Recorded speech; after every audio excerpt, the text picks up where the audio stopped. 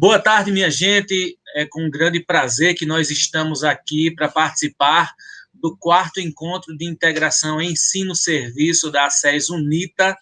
Vamos fazer hoje um webinário histórico, né? Histórico pelo tempo em que nós estamos vivendo, pelas tecnologias que nós precisamos utilizar, histórico pela parceria, né, que nós temos com a professora Michele, que vai contribuir conosco, Iago Campelo, que é nosso companheiro de trabalho, histórico pelo tempo no qual nós estamos inseridos.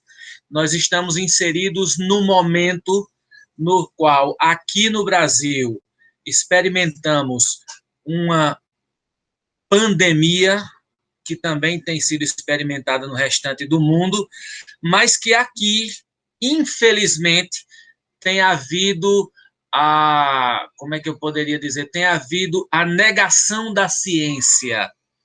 E nós estamos em um espaço científico, em um espaço acadêmico. Portanto, é essencial que a bandeira da academia, que a bandeira dos estudos teóricos e práticos sejam confirmados por nós, porque, afinal de contas, é para isso que nós estamos aqui. É também um momento no qual a personalidade teórica escolhida, Paulo Freire, que ele possa ser revisitado e que a gente possa perceber que, apesar da maioria dos estudos dele terem acontecido nos anos 60 e 70, eles continuam atuais, porque enquanto houver desigualdade, enquanto houver exploração, enquanto não houver a plena inclusão social, nós precisaremos de pessoas iguais a Paulo Freire. Nós contaremos hoje com as contribuições da professora Michele Guerreiro, né, que possui graduação em Ciências Sociais e especialização em História do Brasil pela FAFICA, possui mestrado em Educação Contemporânea e doutorado em Educação pela Universidade Federal de Pernambuco, é professora da rede estadual de educação, da educação básica, professora de Sociologia e História, né? É integrante do Instituto de Estudos da América Latina, associada à Associação Brasileira de Pesquisadores Negros e Negras, Associação Nacional de Pós-Graduação e Pesquisa em Educação, é membro do GT 21, de Educação e Relações Étnico-Raciais, e da Associação Latino-Americana de Sociologia também. Além disso, é integrante do Núcleo de Pesquisa, Extensão e Formação em Educação do Campus Agreste, da UFPE, e do Grupo de Estudos Pós-Coloniais e Teoria da Complexidade em Educação, né? Tem experiência no ensino superior, no ensino básico. Nós vamos ter também a presença do nosso grande Iago Campelo, né? Mestre em História pela Universidade Federal de Campina Grande, graduado em História pela FAFICA, professor atualmente da SES UNITA, foi professor da FAFICA, foi professor da rede estadual, da rede municipal, né? Trabalha com História e outras ciências humanas também no ensino fundamental, e possui pesquisas com ênfase em História Cultural, História das Cidades e sua relação com prostituição, bem como História Política e suas relações com os golpes de Estado, sobretudo o mais recente, o de 2016. Nossos companheiros, né, Michele e Iago, vão falar sobre Paulo Freire. Quem é esse Paulo Freire tão falado e, às vezes, tão mal falado erroneamente? Paulo Freire, nascido em 1921, Paulo Régulos Neves Freire, foi um dos maiores pedagogos do mundo, conhecido como patrono da educação brasileira desde 2012. Nasceu no Recife, no dia 19 de setembro, filho de Joaquim e Edeltrudes. Estudou desde muito cedo, foi monitor desde muito cedo na Universidade do Recife, hoje Universidade Federal de Pernambuco, né? Cursou Direito, mas preferiu a educação, preferiu dar aulas de língua portuguesa. Casou-se com Ana Maria Freire, teve 5 filhos, lecionou filosofia, até que tornou-se diretor de Educação e Cultura do Serviço Social da Indústria. Nos anos 60, prestigiado pelo método que criou, que alfabetizou diversos camponeses em 45 dias, foi contemplado com seu método pelo governo de João Goulart. Mas, como nós sabemos, Jango sofreu um golpe e o método de Paulo Freire passou a ser visto como subversivo.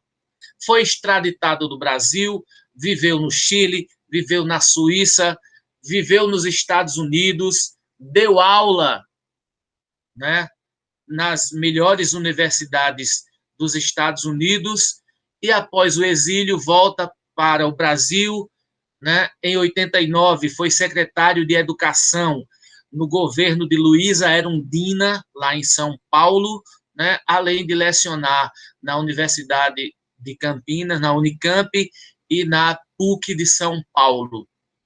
Fez a sua viagem definitiva em 1997, na cidade de São Paulo, em decorrência de um infarto. Recebeu diversos prêmios. Teve diversas obras de grande contribuição com a educação brasileira. Dentre elas, Educação como Prática da Liberdade, em 67, Pedagogia do Oprimido, em 68, Educação e Mudança, em 81, A Importância do Ato de Ler, em 82, Pedagogia da Esperança, Política e Educação, A Sombra dessa Mangueira e Pedagogia da Autonomia, em 97. Vamos ouvir o que é que os nossos debatedores têm a dizer sobre essa figura que tem tanta contribuição com a educação, não apenas brasileira, mas a educação em nível mundial. Primeiramente, a professora Michele Guerreiro. Boa tarde, Michele. Muito obrigado por ter aceito o convite de estar com a gente. Boa tarde a todas e a cada uma das pessoas que estão nos assistindo agora. Muito obrigada, Iago, e ao professor Iago e ao professor Daniel pelo convite, ao professor Wilson também, do NDE de História, né, que se faz presente, e a SES, né, por essa oportunidade da gente estar aqui discutindo um tema tão importante, né? Quais são as contribuições de Paulo Freire, né, as contribuições teórico-pedagógicas de Paulo Freire para uma formação docente renovada? Olha que questão interessante, né, para a gente pensar. E diante dessa biografia, né, que o professor Daniel apresenta para a gente vê que Paulo Freire ele tem muito a contribuir, né? Não é porque a sua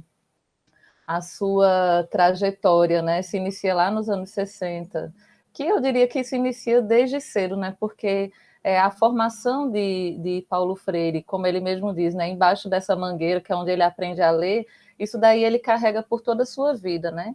E embora a sua vida tenha sido interrompida ali na década de 90, o que ele deixou de legado para a gente, dá para a gente fazer boas reflexões, não sendo anacrônicos, né, mas boas reflexões para a gente ver quais são as contribuições que a teoria freiriana poderia nos dar para que a gente possa ser formado enquanto docentes, né?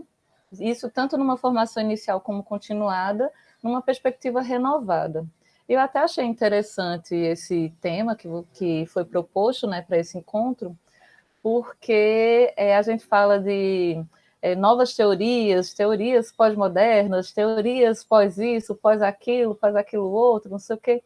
E a gente, às vezes, vai levando, vai jogando fora o que já foi produzido até então, né? A gente tem muito essa coisa de jogar fora o que já foi construído. Então, quando a gente fala de uma questão renovada, a gente está dizendo que o que está aí, a gente vai dar uma renovada nela, né? Isso a gente não vai jogar fora. Então, eu acho que o contexto pede um pouco que a gente faça uma reflexão sobre isso. Para não ser muito, não demorar muito minha fala, né? Assim, eu tenho uma preocupação com essas novas ferramentas que o professor fala, né? E aí eu tenho uma preocupação, então eu organizei aqui a minha exposição em 3 pontos. Né? No primeiro ponto, eu queria falar um pouquinho sobre essa teoria de Paulo Freire, né? Porque muitas pessoas confundem Paulo Freire com um metodólogo, né? Que criou ali um método de alfabetização e muita gente reduz o pensamento de Paulo Freire a essa metodologia de alfabetização. E ele é um pouco muito mais do que isso, né?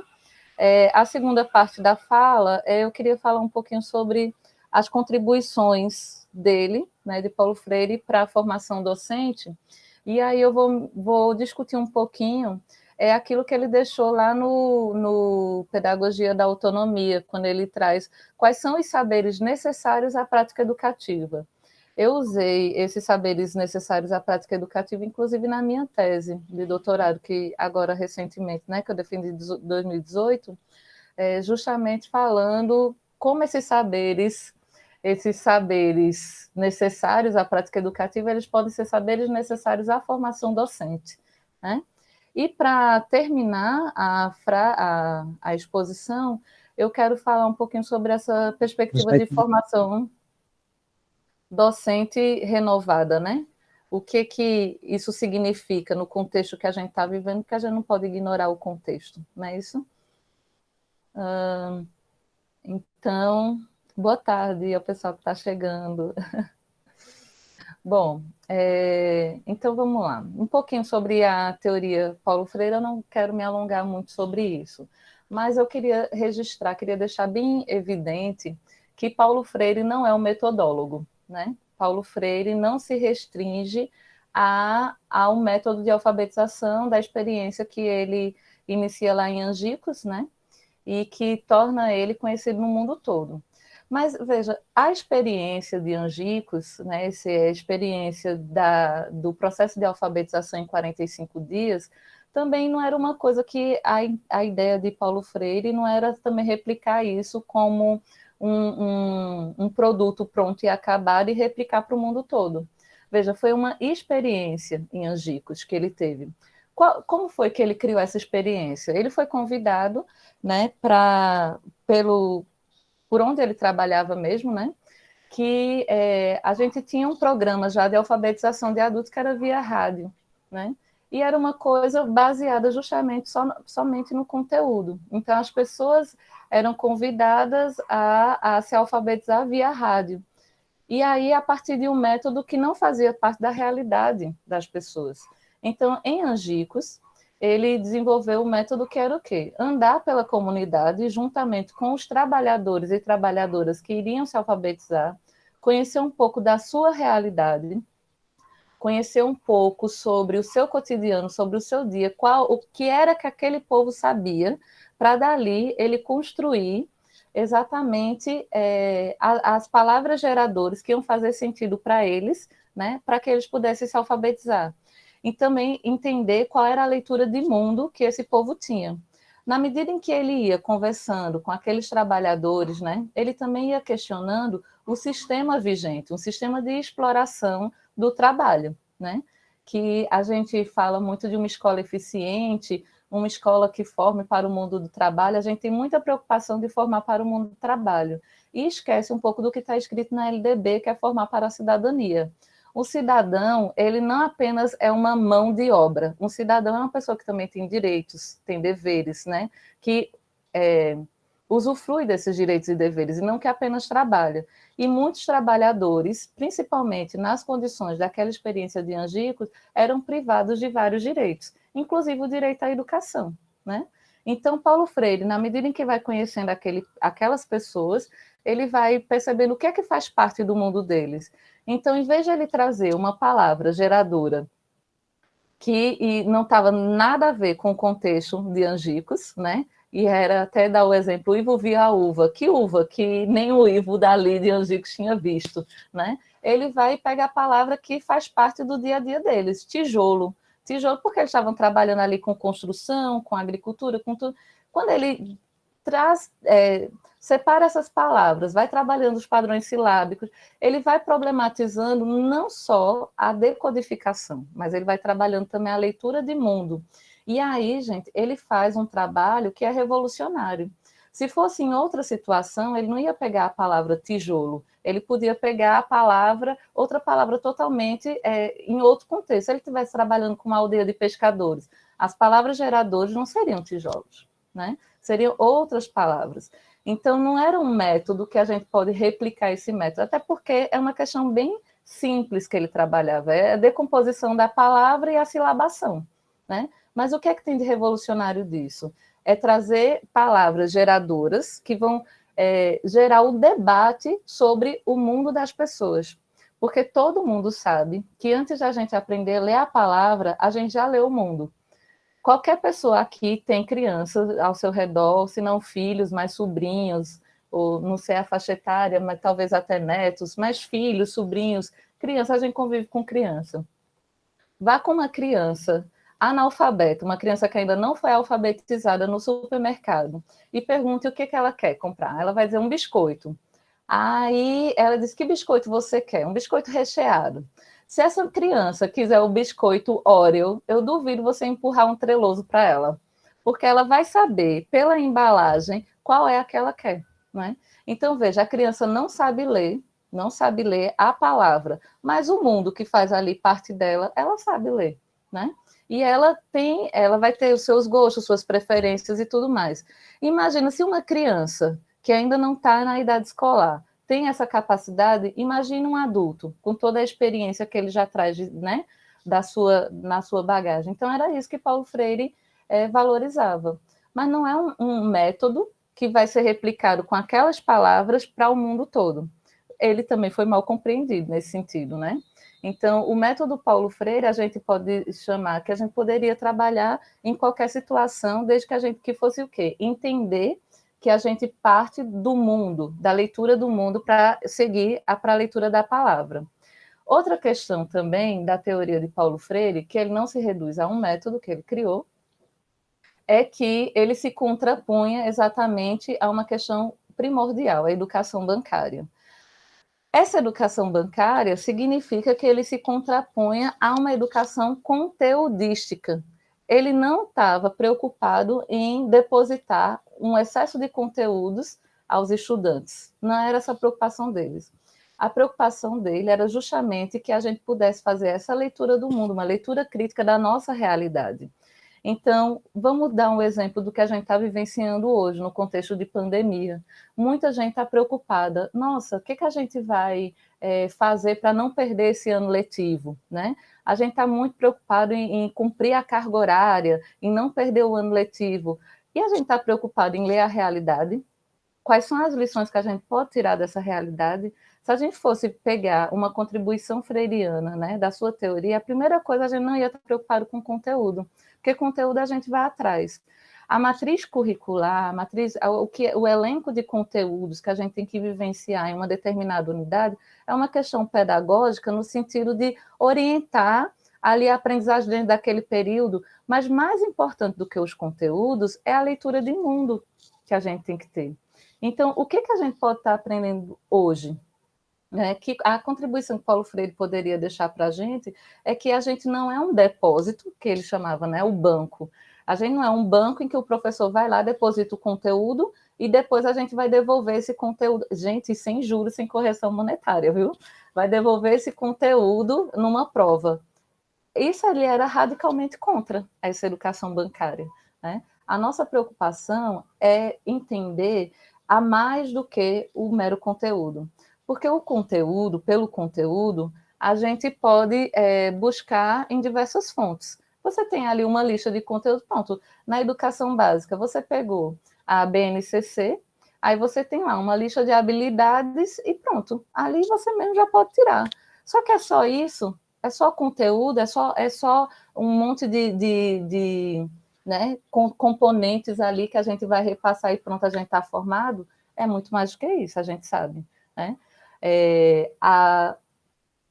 A preocupação de Paulo Freire em se contrapor radicalmente à educação bancária era a gente não está preocupado em devolver aquilo que foi depositado para a gente. A principal questão de Paulo Freire era que a gente fosse capaz de ler o mundo e valorizar o conhecimento prévio de cada pessoa. Nesse sentido, ele está falando para a gente que ninguém é uma tábula rasa, que ninguém vem com a mala vazia. A gente tem conhecimentos e a gente tem que fazer o vínculo, o link com a nossa realidade, para que a gente possa realmente ter uma perspectiva de educação. Senão a gente vai estar tomando como sinônimo educação e ensino, educação e instrução, que são coisas distintas, né? São coisas totalmente distintas. Então, se a gente está falando de uma perspectiva de educação, então a gente tem que ir exatamente para essa leitura do mundo e essa leitura também do contexto onde a gente está inserido. Por que é que a gente está tendo agora tantos problemas, né? Tantas problematizações diante do cenário que estamos vivendo? Ora, que a gente precisava lidar com as novas tecnologias, com metodologias ativas, isso é um debate que a gente tem já faz algum tempo. Não é de hoje que a gente fala que a gente precisa inovar. Aí, ótimo, a gente fala disso, mas a gente nunca foi tão testado quanto no momento. Hoje em dia, a gente está sendo realmente convidado a usar essas metodologias ativas, a usar a tecnologia para que a gente possa chegar onde precisamos chegar, né? Aproximar, já que a gente está num contexto de isolamento social, o que está tirando a gente do isolamento são as redes sociais, são as ferramentas tecnológicas. Porém, ainda existe uma resistência. Primeiro, uma resistência das pessoas que têm um pouco de resistência a aprender, mas também tem uma outra resistência que não está relacionada ao indivíduo. Vamos ler o mundo? Desde quando a inclusão digital faz parte da cesta básica do brasileiro, da brasileira? Deveria fazer. Se a gente está num contexto de isolamento social e que a forma de sair do isolamento é por meio da inclusão digital, a gente sabe que tem lugares ainda que não tem luz elétrica, né? Então, o debate é muito mais amplo do que a gente está falando de é as pessoas que não querem, é as pessoas que não têm condições. É muito mais do que comprar um aparelho, né? É uma questão realmente de ter sustentabilidade e de a gente agora entender que acesso à internet é um elemento que deve fazer parte da nossa cesta básica. Por quê? Principalmente no contexto que a gente está, e ainda mais que agora há pouco saiu uma nova portaria, que a gente tem ainda mais 60 dias que não vamos voltar às aulas presenciais, no mínimo, né? 60 dias já está garantido. Então, a gente ainda tem mais 2 meses de vivenciar experiências como essa, de formação como essa, por meio da inclusão digital. Mas uma pesquisa feita pela UFPE, uma pesquisa rápida feita pela UFPE, viu que apenas 30%, 37% dos estudantes da graduação tinham acesso à rede de dados, né? Seja o Wi-Fi, ou seja, para que pudesse ter realmente o ensino à distância. Então, veja, 70% dos estudantes de ensino superior, gente, estaria fora disso, né? A gente não pensa muito nisso, porque às vezes a gente está olhando para o nosso universo, né? Para a nossa realidade. E o mundo é muito maior do que na nossa microesfera. E Paulo Freire ele tinha muito essa preocupação. Antes de ele começar qualquer processo formativo, seja aqui no Brasil, né? Ou até nos outros países onde ele foi convidado, no Chile, em Guiné-Bissau, na África, para onde ele foi, antes de começar, ele não levava nada pronto. Ele fazia uma incursão por onde ele ia trabalhar para que ele pudesse conhecer aquele universo. E a gente está vendo um pouco medidas que não consideram esse universo. A gente fala de exclusão digital, a gente sempre falou disso, mas a gente sabia que exclusão digital não é só não ter um aparelho de última geração, não é só isso. A exclusão digital é muito mais do que não ter o acesso. Veja, agora mesmo nesse processo, a gente está desenvolvendo aulas remotas, né, tal, e aí perguntando para os pais de alguns estudantes se eles estavam acompanhando as aulas. Aí alguns diziam, não, que a gente teve que vender o celular para fazer a feira. A gente não tem porque são 4 filhos em casa e as aulas são ministradas todo no mesmo horário. Então, um tem que assistir e os outros ficam sem assistir a aula, porque a gente não está querendo fazer um ensino à distância como se fosse presencial, com horário estabelecido, com conteúdo a ser dado, né? Aulas de 50 minutos, tá assim, a gente está um pouco equivocado, a gente não está fazendo uma leitura da realidade, né? Que era algo que Paulo Freire já trazia para a gente como requisito, né, para que a gente pudesse desenvolver um trabalho eficiente de formação educativa, né? A obra de Paulo Freire, a gente conhece ele, eu acho que o livro mais famoso dele é o Pedagogia do Oprimido, né? E que ele fala justamente sobre essa dialética, né, entre o senhor e o escravo. A leitura que Paulo Freire fazia naquele momento era justamente uma leitura dicotômica, né, entre opressores e oprimidos, e que era preciso haver essa libertação, essa ruptura. Gente, a gente tem que ver o contexto, né? A gente estava ali nos anos 60, estava no meio da Guerra Fria, né? A gente estava num processo que realmente o mundo estava bipartido, né? Então a leitura era muito ou isso ou aquilo. Então por isso também que Paulo Freire recebe essas influências, né? Que a gente recebe essa influência, e aí ele focou muito nessa questão do senhor e escravo. Porém, não se reduz a isso. A Pedagogia do Oprimido não é apenas aquele livro de Paulo Freire, né? A Pedagogia do Oprimido, eu chamo toda a obra de Paulo Freire. Quando ele escreve Ação Cultural para a Liberdade, e A Sombra dessa Mangueira, Cartas à Cristina, Cartas à Guiné-Bissau, ele está mostrando justamente uma forma de se libertar da opressão. E uma coisa interessante é que Paulo Freire ele deixa claro lá, e na sua obra, que nunca o opressor vai libertar o oprimido, né? A gente não tem que esperar de cima, esperar de governos ou esperar de quem quer que seja essa libertação. A gente que tem que lutar por ela. E a gente só pode lutar por ela se a gente for capaz de realmente ler a realidade.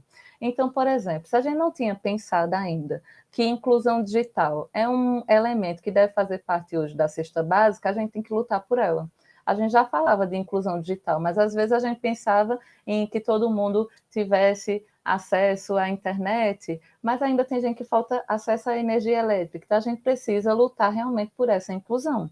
E isso é uma questão que nunca vai vir dos governantes para baixo, né? É uma questão que a gente tem que colocar na pauta. E hoje em dia a gente pode usar da tecnologia justamente para fazer essas manifestações populares.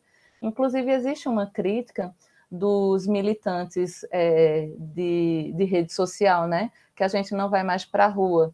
Hoje em dia, a gente está proibido de ir para a rua justamente por conta do isolamento social, mas hoje, sim, essa militância é imprescindível. A gente precisa forçar esses mecanismos para que a gente possa mostrar para quem está com o poder, quem tem a caneta, quem pode fazer políticas públicas, que a gente precisa disso. Mas um elemento interessante também é a gente pensar em formas, em metodologias de mobilização e de luta.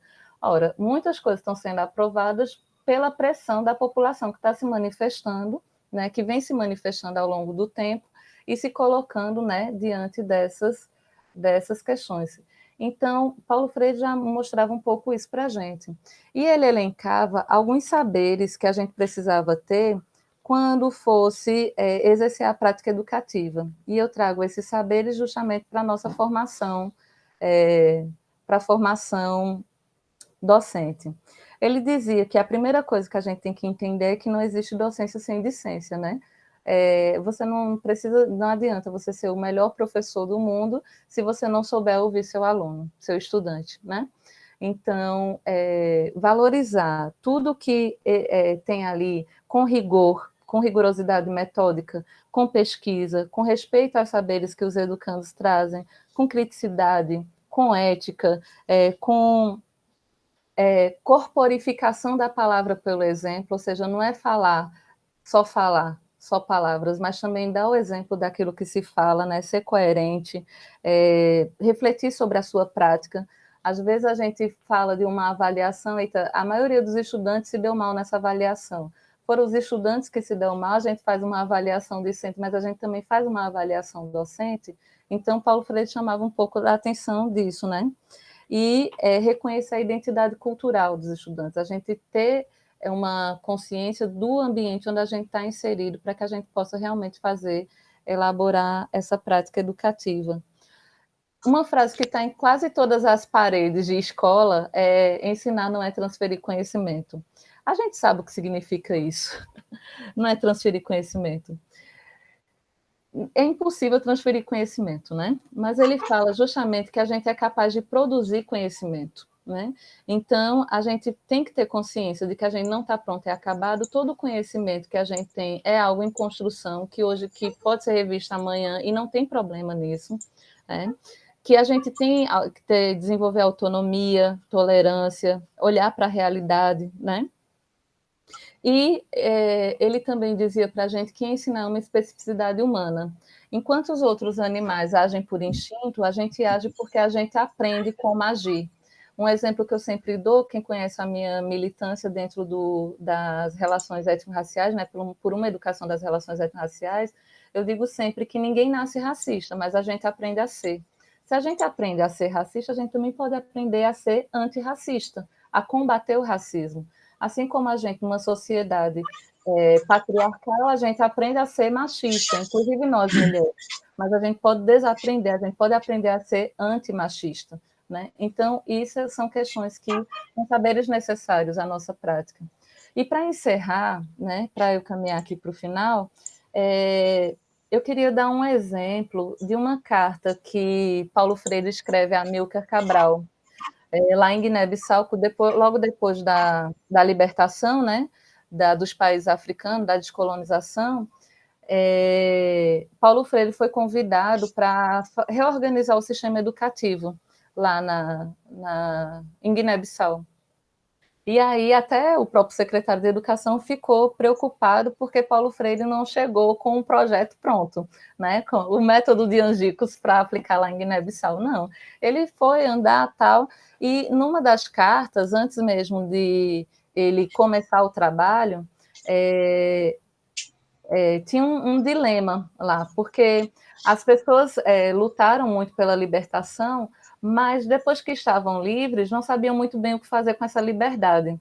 Tanto que em alguns países, a gente sabe na história, como aqui mesmo na América, aqui, né, na América Central, alguns países pediram para o colonizador voltar, né, porque não sabiam muito bem viver com isso. E aí, depois da independência conquistada, e precisava de transformações radicais no sistema educacional, né? E tinha todo tipo de obstáculo, né? Aí eu vou ler só um trechinho da carta que o comissário de educação se colocou diante de um determinado dilema para a gente fechar e pensar como é que a gente sai desse dilema. Qual era o dilema? Fechar bruscamente as escolas herdadas do colonizador ao nível primário e liceal, enquanto se reorientava o sistema educacional. Veja, fechar todas as escolas que a gente herdou do colonizador. Agora a gente era livre, e aí o que faz? Fecha todas as escolas, né?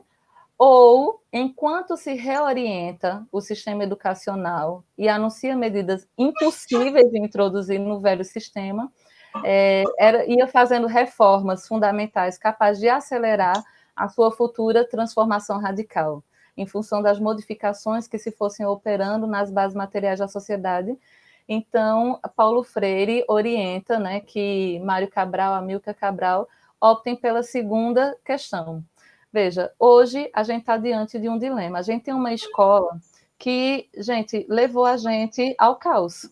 A gente diz que fala de uma educação humanista, mas o humanismo não deu certo, porque se o humanismo tivesse dado certo, a gente não teria chegado ao caos que chegamos, né? Será que a gente não teria valorizado mais os outros seres vivos que convivem com a gente? Uma das razões que, segundo Boaventura de Souza Santos, para que a gente esteja vivendo essa pandemia, são as crises ecológicas, que faz tempo que os ambientalistas falam sobre ela e a gente não valorizou, né? A escola não preparou a gente para isso. E, se tudo indica, se a gente continuar nesse ritmo de crescimento, de aceleramento, de desenvolvimento, a gente vai ter outras pandemias até piores do que essa que a gente está vivendo agora, né? Então, veja, a gente fecha as escolas que a gente tem, que não ensinou a gente o que era correto, o que era certo, ou a gente começa do que a gente tem a fazer as transformações necessárias.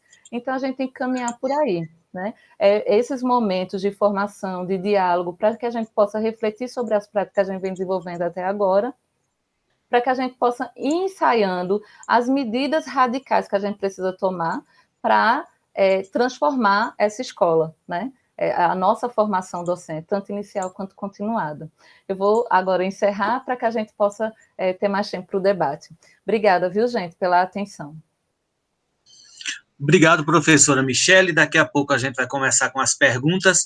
E antes que o professor Iago comece a sua contribuição, eu vou colocar aqui para vocês o link que vocês devem acessar para enviar as perguntas, certo? Vocês vão acessar a esse link e enviar as perguntas que podem ser direcionadas para a Michele, para Iago ou para os dois, né? E eu vou fazendo as perguntas e eles irão respondendo. Então, deixa eu compartilhar aqui.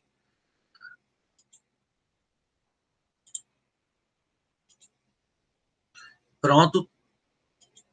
Todo mundo aí está vendo a pergunta? Iago, está aparecendo o link? Tá ok, Michele? Beleza? Por favor, gente, 30 segundinhos para vocês anotarem esse link, né? E aí, daqui a pouco, ok, Rosineide, obrigado. E aí, daqui a pouco, quando nós fizermos a abertura para o debate, vocês digitam esse link, vai aparecer, né, o material e as pessoas poderão fazer as perguntas. Tá certo, Rosineide? Obrigado. Pronto, vamos interromper aqui o compartilhamento, certo?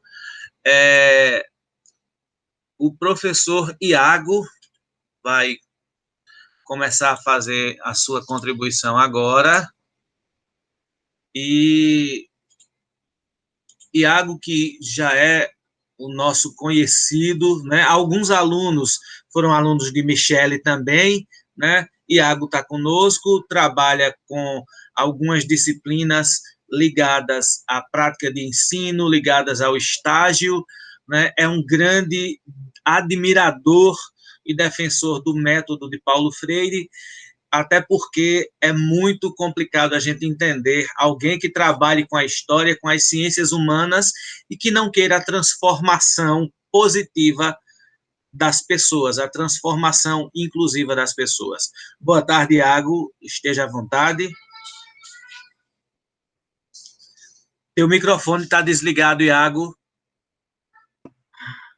Foi mal, Daniel. Boa tarde, gente. Boa tarde a todos e a todas que estão por aqui, companheiro Daniel, professora Michele, Rosineide, nossa coordenadora, e é muito bom e muito satisfatório poder ter esse momento aqui para a gente discutir sobre as contribuições, tanto teórica como pedagógicas de Paulo Freire, para uma formação renovada, uma formação docente que não seja tão defasada como foi no passado e como ainda se dá em muitos espaços na atualidade.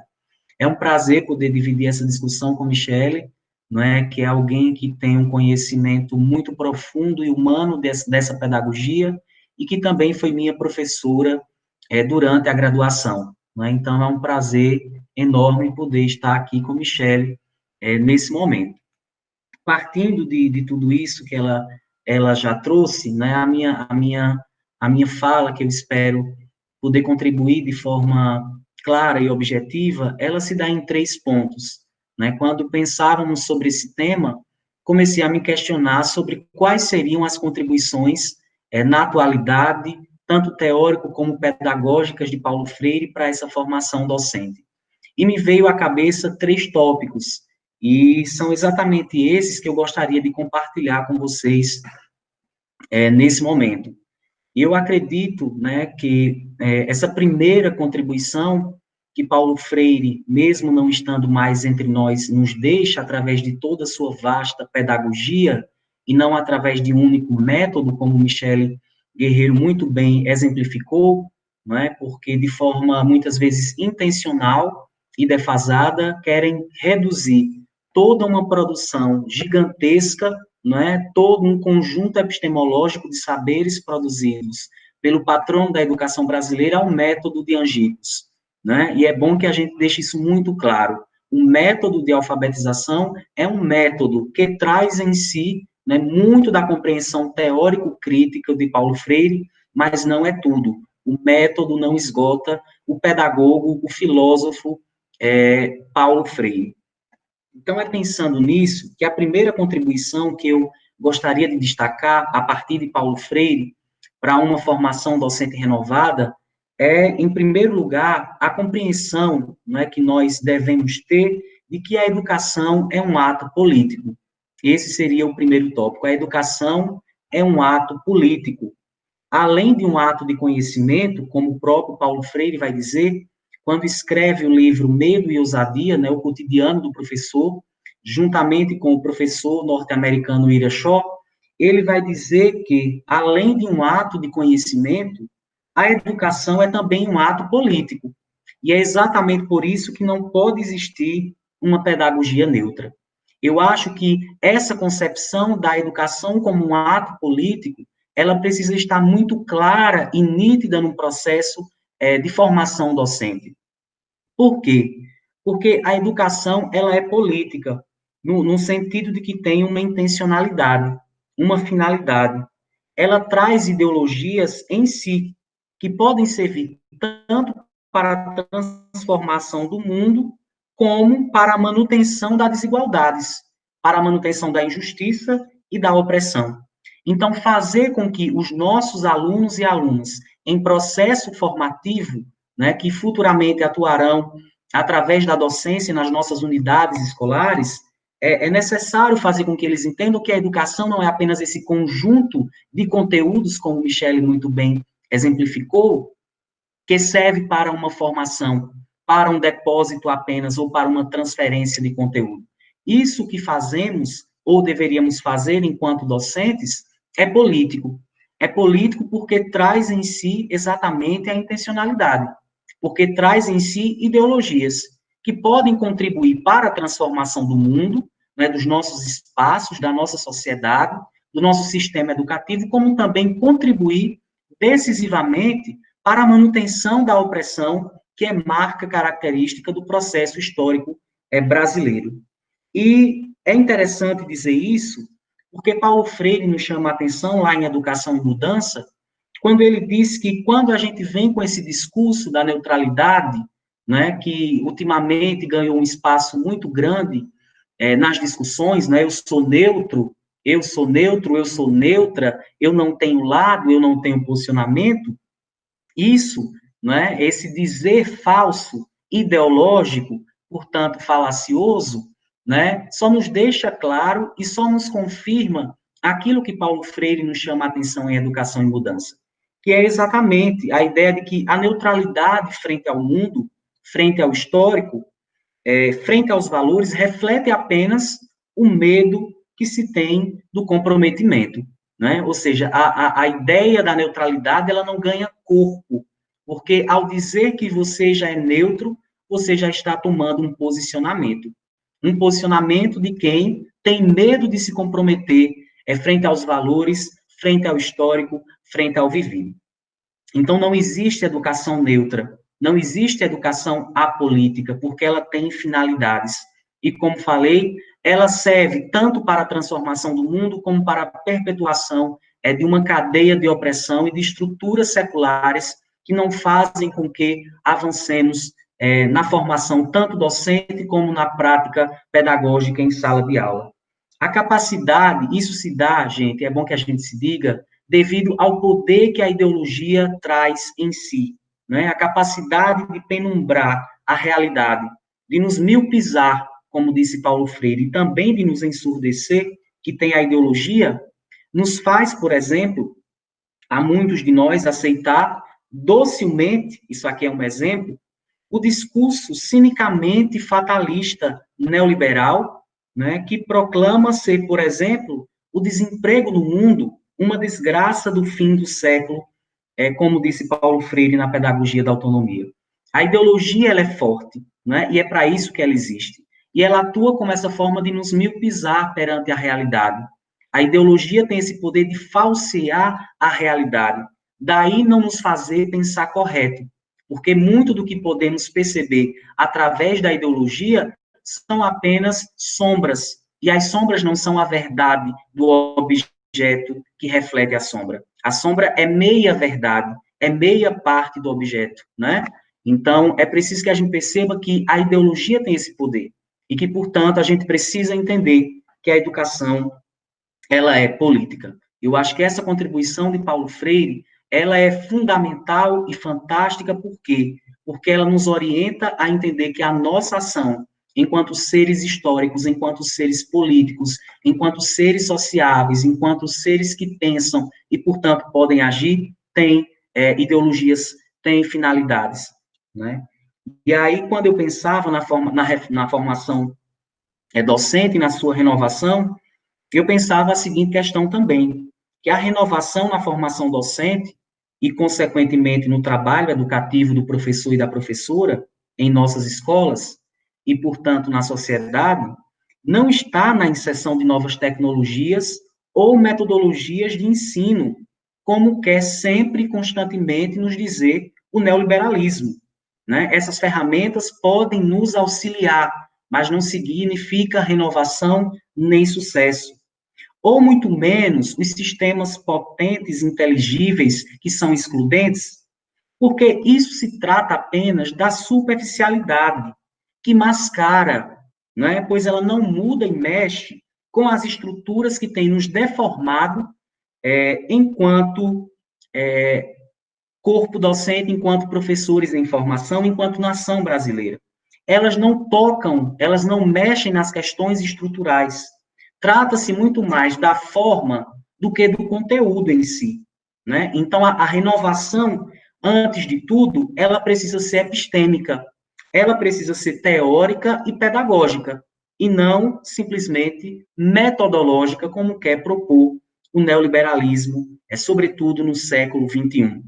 A renovação docente, né, e é por isso que nós não temos avançado consideravelmente na qualidade e na eficácia da formação no Brasil, porque a discussão se dá sobre forma e não conteúdo. A discussão está ligada a tecnologias e metodologias, quando a renovação epistêmica não muda. Ou seja, mudamos a tecnologia, mas continuamos tendo uma escola racista, uma escola homofóbica, uma escola que não aceita a diversidade de gênero, que não aceita que todos não estão na mesma condição social, uma escola que não está acostumada nem habituada a conviver com a democracia, porque ela é fruto do autoritarismo histórico, secular, que nos deformou. A gente fala de metodologia renovada, de renovação pedagógica, mas a episteme não é renovada. Daí não termos, de fato, uma renovação docente, nem, consequentemente, uma prática pedagógica renovada. Porque o que se muda não é o seu conteúdo ou a sua essência, mas apenas a forma. Então, a gente repete uma escola puramente, né, racista, uma escola homofóbica, uma escola excludente, uma escola autoritária, porque nós mudamos de conteúdos, né, e na forma, e não tocamos na questão epistêmica que deve nortear a educação. Daí dizermos que a renovação pedagógica passa pela renovação epistêmica. Um segundo tópico, gente, que eu tinha pensado, quando pensava nas contribuições de Paulo Freire, foi um pouco do que Michele também tocou. Ensinar exige pesquisa e rigorosidade metódica. Paulo Freire, assim como tantos outros teóricos, nunca abriu mão da rigorosidade metódica, nem muito menos da pesquisa. Inclusive, o próprio Paulo Freire, em muitos dos seus textos, se defende daquilo com que acusavam, né, descabidamente, de que ele era um intelectual, de que ele era um educador que não levava em consideração a formação metódica, a formação rigorosa e exigente. Na Pedagogia da Esperança, por exemplo, ele traz muito desse exemplo, né, do quanto ele era atacado nesse sentido. Mas, para quem conhece essa produção pedagógica de Paulo Freire, esse conjunto epistemológico de saberes, identifica logo de cara que isso é uma inverdade, é uma mentira de quem não conhece e nem tem domínio dessa pedagogia. Paulo Freire sempre deixou muito claro que a formação docente passa também e necessariamente por uma produção de pesquisa e de rigorosidade metódica. Pelo contrário, ele diz que essa formação, que é permanente e, portanto, crítica, dos saberes que constituem a prática docente, né, não pode cessar, pois o conhecimento produzido também é histórico, ou seja, ele é mutável. Se é histórico, logo é dinâmico, não é absoluto, né? Daí a busca permanente e crítica por esses saberes que constituem a docência. E aí ele continua a nos explicar que não há docência sem pesquisa, sem método, sem episteme, né? O doxa não forma, ou seja, aquela ideia do doxa grego, do senso comum, da opinião, não pode formar professores para uma atuação renovada. Com isso, eu quero dizer que a gente não pode formar professores e professoras, e, consequentemente, esses professores e professoras, e nós que atuamos na educação básica, formar alunos e alunas para o exercício cidadão através da opinião, do senso comum. A formação, ela é ética, ela é humana, mas ela também exige pesquisa e rigorosidade metódica. E isso nos convida a pensar sobre formação docente hoje.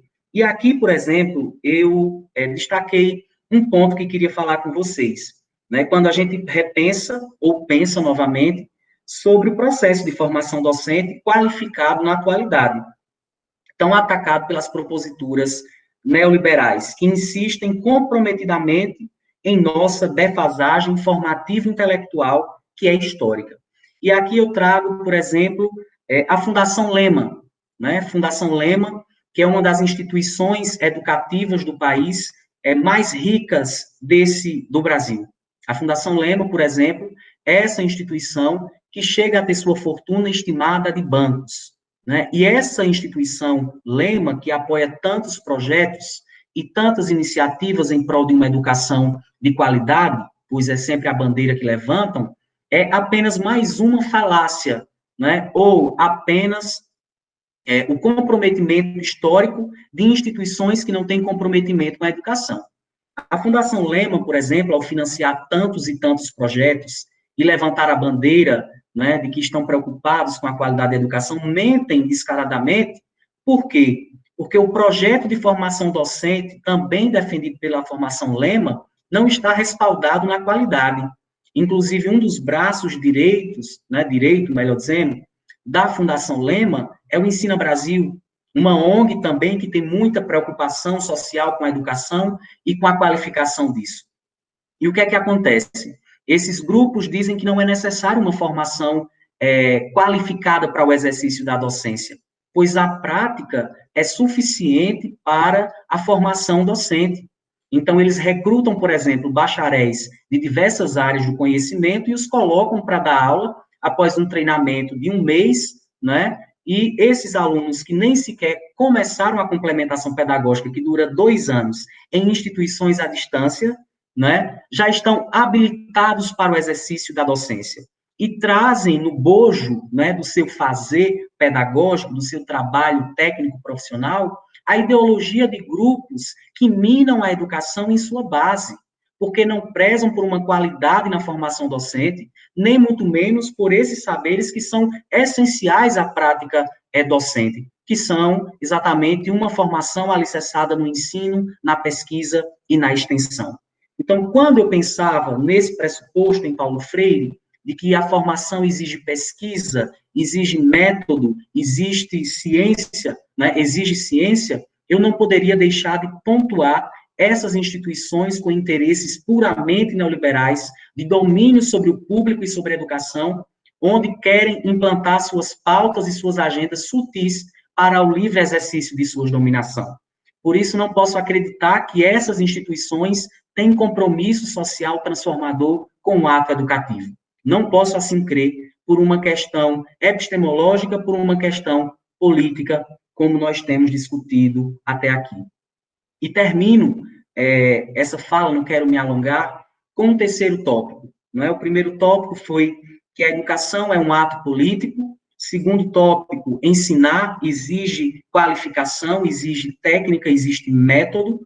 E termino apenas com uma outra contribuição que é de extrema importância para a formação docente e humana, que é a esperança como uma categoria ontológica do ser e motor para a transformação social.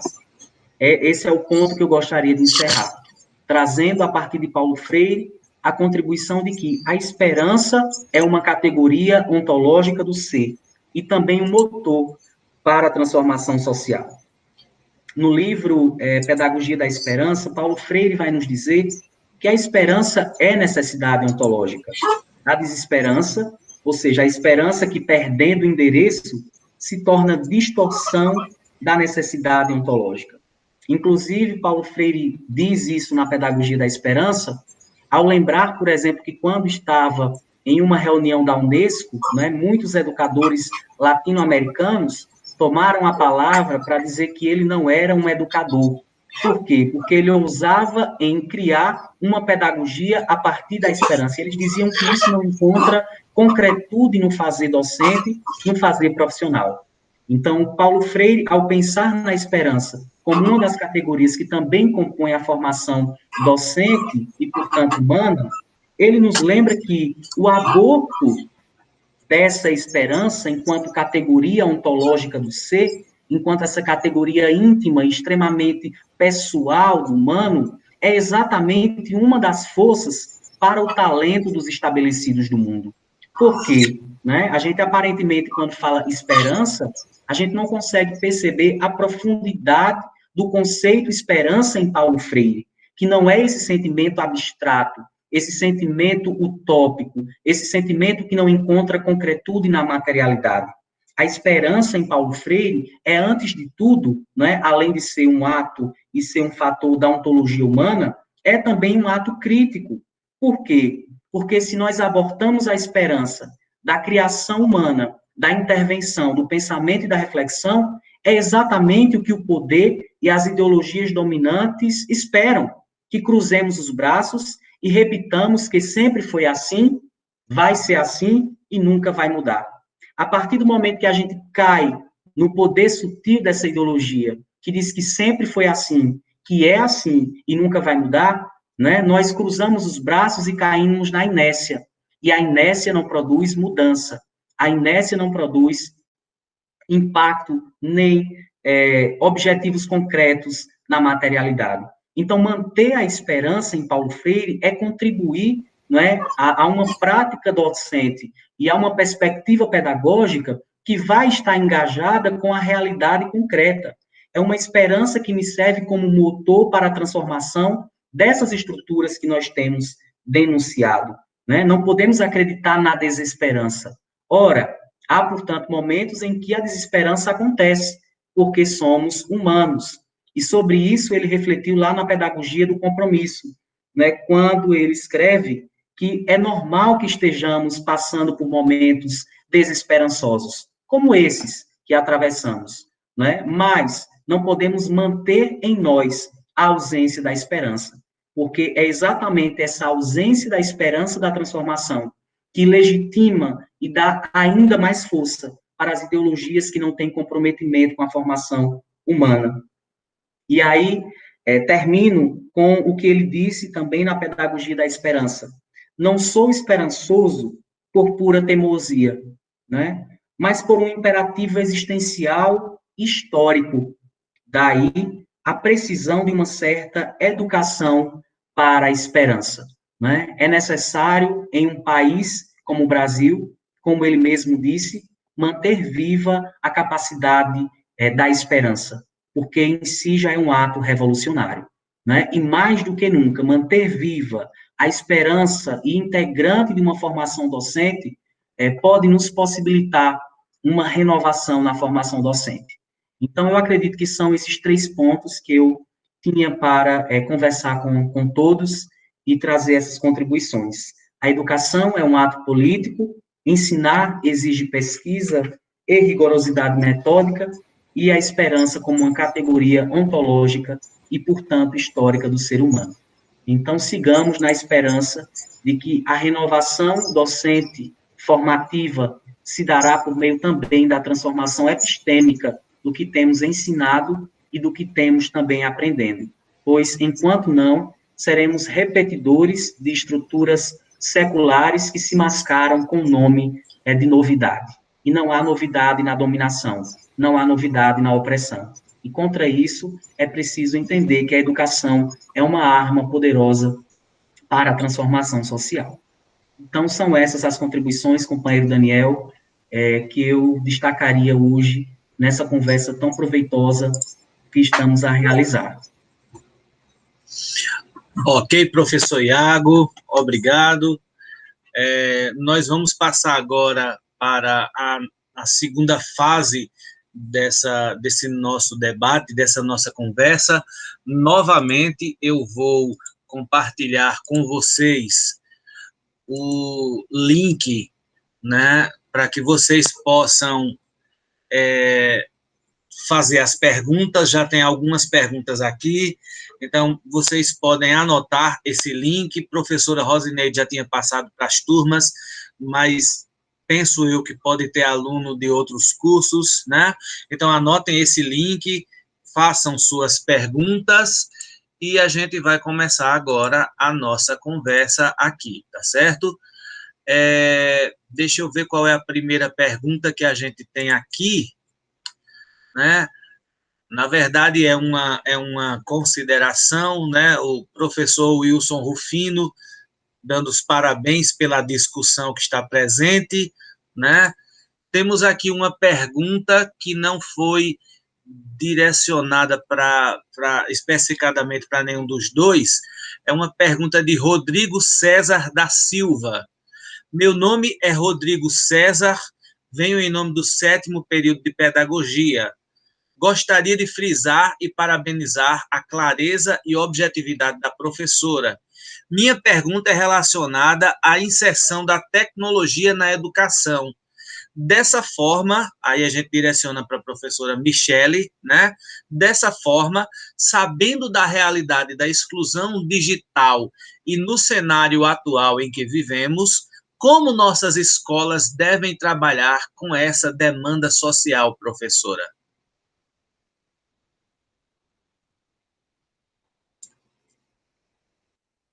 Vai fazer bloco de questões ou vai ser uma a uma? A gente faz uma a uma, porque a gente está aguardando chegar mais questões aqui. Tem mais 2 encaminhadas, tá certo? Obrigada, Rodrigo César, pela questão, pela presença, né, também.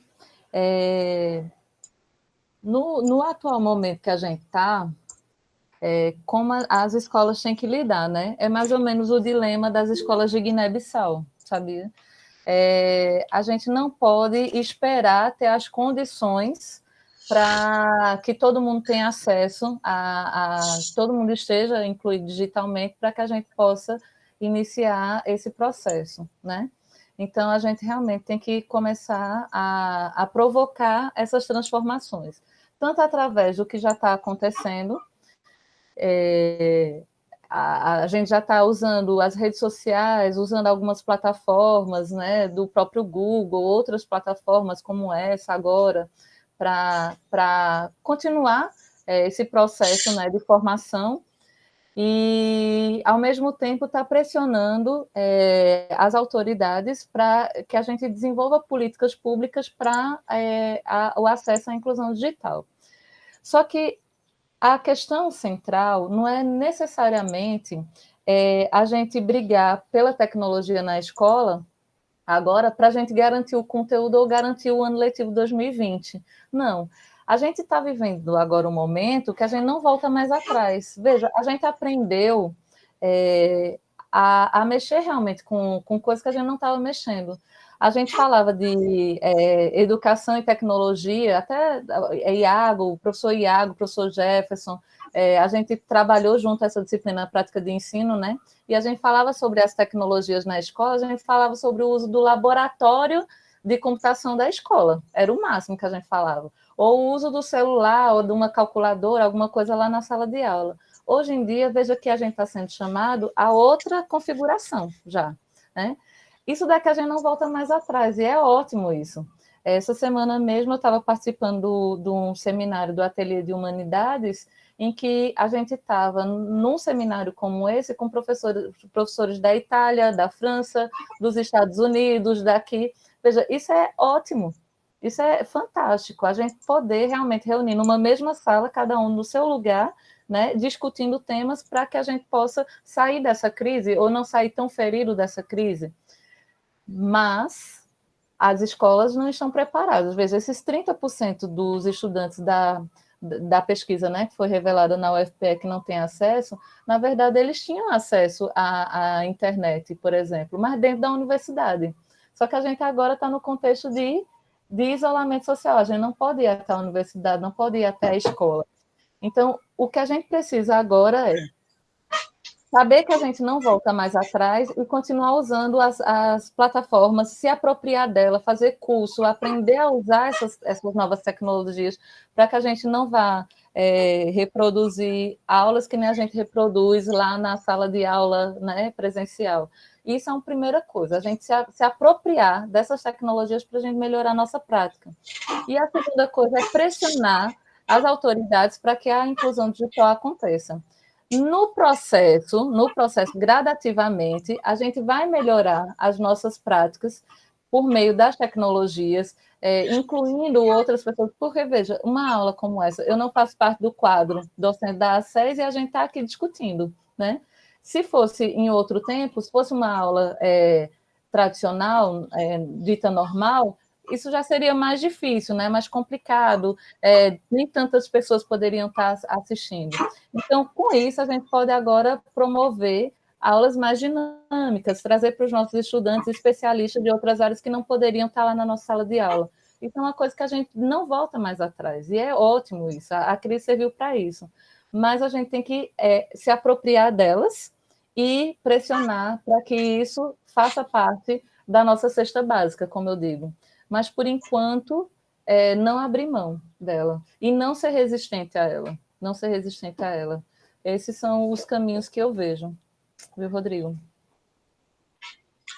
Ok, Michele, obrigado. Tem uma pergunta aqui para Iago, é uma pergunta que vem de José Silva. Ele coloca a seguinte questão, Iago. Se Paulo Freire tem uma obra tão bem organizada e com tanta consistência, por que ele sofre tantas críticas na atualidade brasileira? Depois de Iago, eu posso falar também? Pode, professora, pode sim. Acho que até Jefferson vai querer falar também. Vai, Iago, pode falar. Boa, Daniel. Pergunta muito boa. Só esqueci o nome dele é José. José o quê, Daniel? José Silva. Que questionamento bom, questionamento bom. É tanto que Michele já disse que quer falar depois. Veja, José, é uma questão extremamente importante e necessária ser discutida. O que eles discutem, eu estou me referindo a todos aqueles que se opõem a essa pedagogia, que não conhecem, na sua grande maioria, e eu digo isso a você com muita clareza e com muita convicção, sem medo de estar errado. Eu lembro que em 2017 eu estava em uma aula e eu estava com esse livro, Pedagogia da Esperança, né? E eu estava lendo enquanto aplicava a avaliação da professora que me convidou para substituí-la em aula. E estava lendo enquanto eles faziam a avaliação, e depois, quando esse aluno foi entregar a prova, ele disse: se eu gosto dessa leitura? Eu disse: gosto. Ele disse: eu odeio. Aí eu disse: por quê? Ele disse: por questões. Aí eu disse: mas você leu a Pedagogia da Esperança? Você conhece Paulo Freire? Ele disse: não, mas eu não gosto dele. Tudo bem, me calei, ele foi embora. Então, José, primeira coisa, que esses e essas que se opõem a essa pedagogia, a essa compreensão crítico-pedagógica do mundo, não conhecem essa obra, tá? Não conhecem. O que eles conhecem são essas informações deturpadas de grupo de WhatsApp, né, de fake news, que tentam a todo custo apagar a imagem e as contribuições de Paulo Freire para a educação, não só brasileira, mas também em tantos outros lugares do mundo. Qual é a grande questão? A questão é que é uma luta política, certo?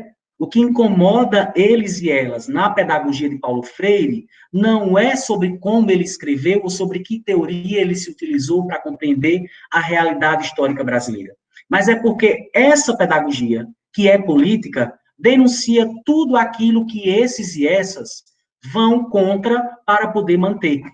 A ideologia da opressão, a ideologia do privilégio, a ideologia de classe, dos privilegiados do mundo, né? Ou seja, não é contra a figura Paulo Freire, não é contra esse conjunto epistemológico de saberes que são extremamente sólidos, até porque essa pedagogia não foi construída a partir de eu acho, né? Eu vi no Jornal Nacional, eu vi na capa da Veja, né? Foi na mensagem que Jefferson mandou para mim, né? Não, essa pedagogia não foi construída na base do eu acho.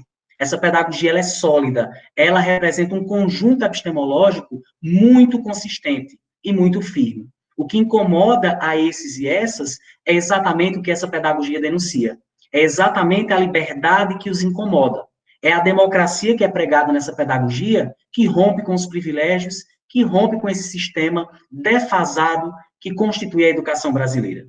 Então é isso, José, que incomoda eles. E não é discutido sobre método, ou sobre conceito, ou sobre episteme, de forma nenhuma. Até porque eles não sabem nem o que é isso, né? Não conhecem. Então, a grande questão e a grande briga é pelo o que ela representa politicamente. Ou seja, a denúncia dessa sociedade e dessas estruturas que nós fomos ensinados a acreditar que são naturais, quando, na verdade, são históricas e culturais. Não tem nada a ver com vontade divina, nem muito menos porque sempre foi assim.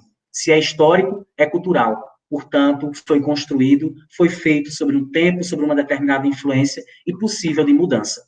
Daí a esperança que nós precisamos ter para que a gente nunca caia na ideia de que a mudança não é possível. Então, eu acho que seria basicamente isso. Professora Michele? José, que pergunta excelente, né?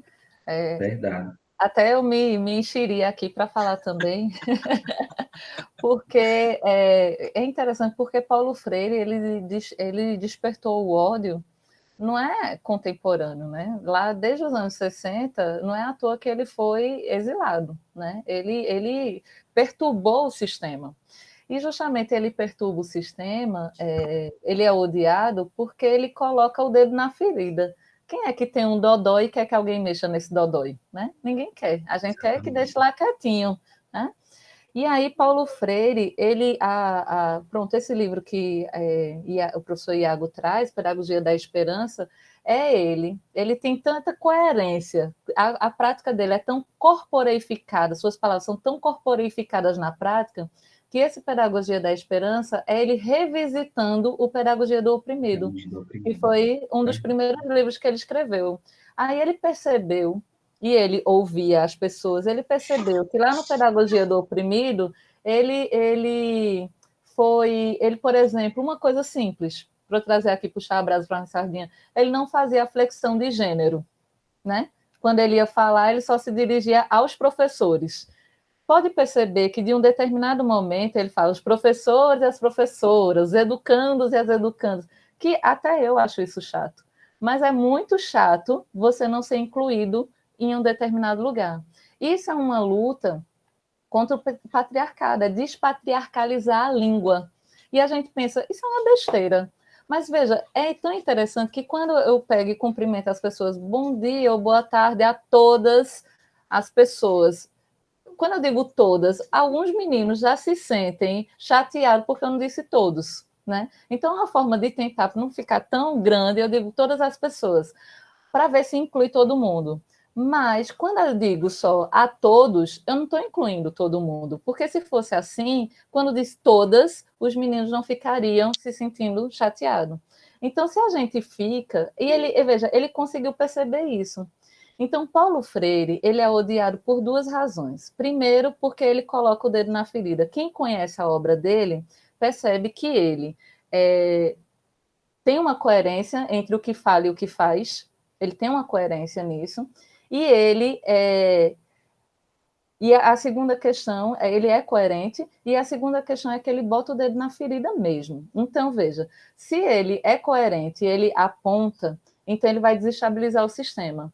Lá no comecinho, quando ele estava na experiência do método de alfabetização, ele estava se contrapondo a um método meramente conteudista, que não fazia a leitura do mundo, fazia a leitura da palavra. Hoje a gente questiona a existência dos analfabetos funcionais. E quantos mais analfabetos funcionais nós não teríamos se a gente continuasse no método Ivo viu a uva, né? Agora, quando eu problematizo quem é que faz o tijolo, com que mão, quem é o trabalhador que está colocando a mão na massa para fazer isso, que a casa que você constrói é a mesma que você mora, você tem as mesmas condições, veja, você já está problematizando demais, né? Isso daí não é da sua conta. Então, formar para a cidadania é uma coisa que é para além da formação do trabalho. Eu não sei a sua idade, mas muitas pessoas nasceram já na época do Brasil democratizado. A gente não, muitos de nós não vivemos as lutas pela redemocratização do país. A gente ouve falar. Mas aquele povo que lutou pela redemocratização sabe valorizar a democracia. Hoje, com certeza, não estaria nas ruas com faixas pedindo ato institucional número 5, acaba com as... Não teria, porque ele sabe o que é você não poder falar, né? Então, se a gente tem uma pedagogia, um pedagogo, né, um filósofo da educação, um teórico da educação, que coloca para a gente problematizar a realidade, conhecer a história, saber que a gente é inacabado, que a gente pode mexer com as estruturas, porque ele diz, primeiro, que a educação não é neutra, né? E que a educação é uma forma de intervenção no mundo. Eu não vou para a escola aprender as coisas somente para ter uma estante bonita que nem essa de Jefferson, ou do professor aqui, Daniel. Não é para isso, para a gente acumular livro. É para a gente intervir no mundo. É para a gente fazer alguma coisa de diferente, é para a gente despatriarcalizar a língua, ser antirracista, ser anti-homofóbico, sabe? A gente lutar por inclusão digital, por inclusão social, por direitos, não pelo consumo. Porque quem nasceu nessa época do Brasil já democratizado, a gente aprendeu a ser consumista e não cidadão. O que me importava se eu tinha na minha casa a televisão de última geração, celular, micro-ondas, televisão, tudo que fosse, e na minha calçada não tivesse saneamento básico? Não estava nem aí. As pessoas não estavam preocupadas se tinha coleta de lixo, se tinha saneamento básico. Não estava. Estava preocupada em consumir. Cada um estava cada vez mais individualista. E Paulo Freire disse que não, que a gente tem que intervir no mundo. Então, nosso pensamento humanista não seria individualista, seria coletivo. Então, Paulo Freire ele só pode ser odiado, porque se ele é uma pessoa que diz abandone o individualismo, vá para a coletividade, saia da sua bolha, veja o que está ao redor, né? Não tome o mundo pelo seu micro-universo, vá, olhe, conheça as pessoas, se suje a camisa, suje as mãos, né? Óbvio que essa pessoa vai ser odiada. Então, ele foi odiado lá nos anos 50 e ele está sendo odiado hoje porque ele não está preocupado em dizer que educação não é ideológica, que é neutra. Não, ele diz é ideológica sim. Porque, como o professor Iago falou, a educação é um ato político, é político eu ficar em cima do muro. É um ato político, eu escolhi ficar ali, né? Então, da mesma forma, é político eu pular um muro e saber qual lado eu vou ficar. Então, por isso que ele é tão odiado. Agora, eu recomendo muito, muito, muito, muito, que a gente leia Paulo Freire, que a gente transcenda aquela coisa de as frases, né? O sumário do Pedagogia da Autonomia, ou aquelas frases prontas, a gente vai entender o contexto que ele falou aquilo. Quando ele diz que educar não é transferir conhecimento, ele diz isso, que educar é ter rigorosidade metódica, ou seja, é ter amorosidade, mas amorosidade não é passar a mão na cabeça, ser complacente, né? Então, assim, o que ele está querendo dizer com aquelas frases bem bonitas que a gente bota nos murais, né? Então, é por isso que ele é tão odiado, e Michele, vai continuar sendo.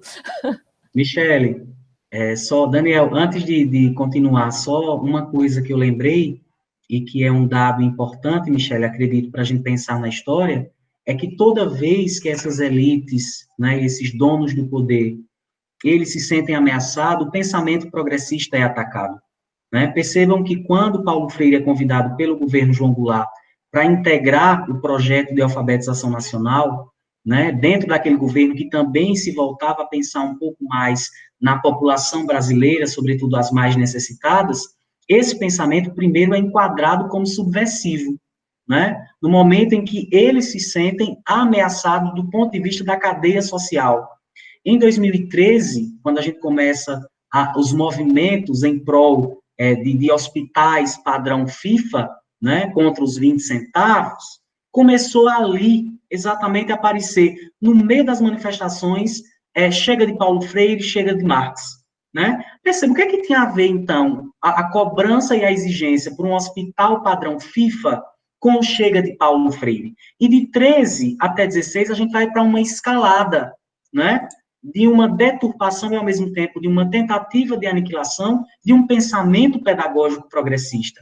Por quê? Porque essas elites que não conseguem mais vencer por meio do voto direto, democrático, foram o meio que encontraram de chegar ao poder. E para isso se utiliza, né, inclusive, que é um elemento muito característico dos tempos contemporâneos autoritários, que é você menosprezar a ciência, o conhecimento, inclusive a titulação, a busca pelo conhecimento acadêmico.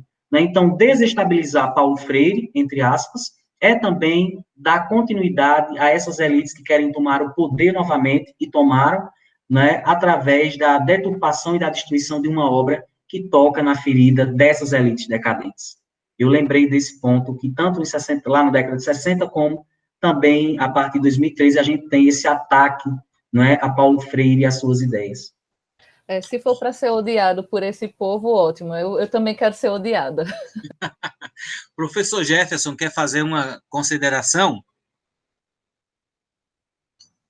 Sim, professor Daniel, boa tarde a todos, professora Rosineide, professora Michele, saudade, até comentei com o Iago que ia lhe dar um abraço para o professor Iago.